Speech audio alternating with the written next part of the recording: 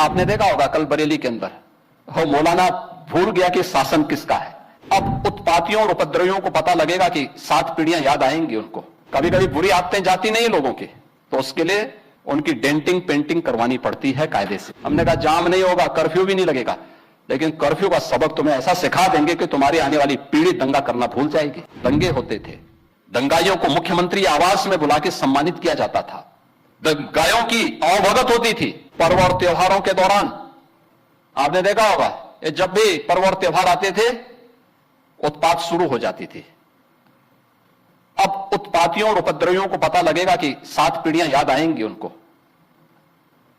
क्योंकि कभी कभी बुरी आदतें जाती नहीं लोगों की, तो उसके लिए उनकी डेंटिंग पेंटिंग करवानी पड़ती है कायदे से, जिससे उनकी बुरी आदतों को हम ठीक कर सकें।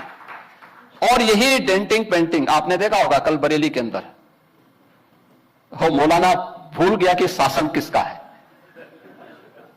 वो मानता था धमकी देंगे और हम जबरदस्ती जाम कर देंगे। हमने कहा जाम नहीं होगा, कर्फ्यू भी नहीं लगेगा, लेकिन कर्फ्यू का सबक तुम्हें ऐसा सिखा देंगे कि तुम्हारी आने वाली पीढ़ी दंगा करना भूल जाएगी। क्या तरीका है जी? आप सिस्टम को ब्लॉक करना चाहते हैं। और यह प्रवृत्ति थी यूपी के अंदर, 17 के पहले यही होता था। और हम इसी बात को कह सकते हैं कि 17 के बाद हमने कर्फ्यू भी नहीं लगने दिया, लेकिन ऐसे बैरियर को चुन चुन करके वे जिस प्रकार की भाषा को समझते थे उस प्रकार की भाषा से उनको समझा करके उसको उसकी सजा दिलाने का काम भी किया है। और उत्तर प्रदेश की ग्रोथ स्टोरी यहीं से शुरू होती है।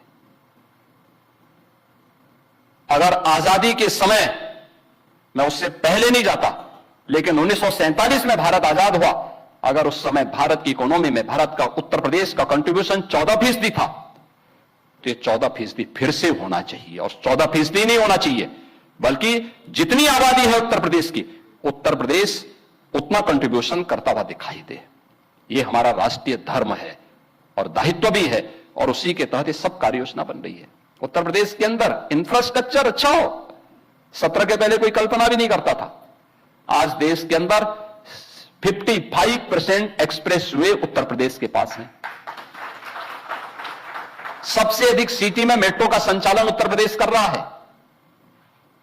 17 के पहले 2 एयरपोर्ट पूरी तरह क्रियाशील थे, लखनऊ और वाराणसी। गोरखपुर और आगरा आंशिक रूप से क्रियाशील थे। गोरखपुर में एक फ्लाइट आती थी, कभी भूल से आ गई, हम लोगों को ट्रेन से दिल्ली जाना होता था। आप सोचो 14 घंटे की हमारी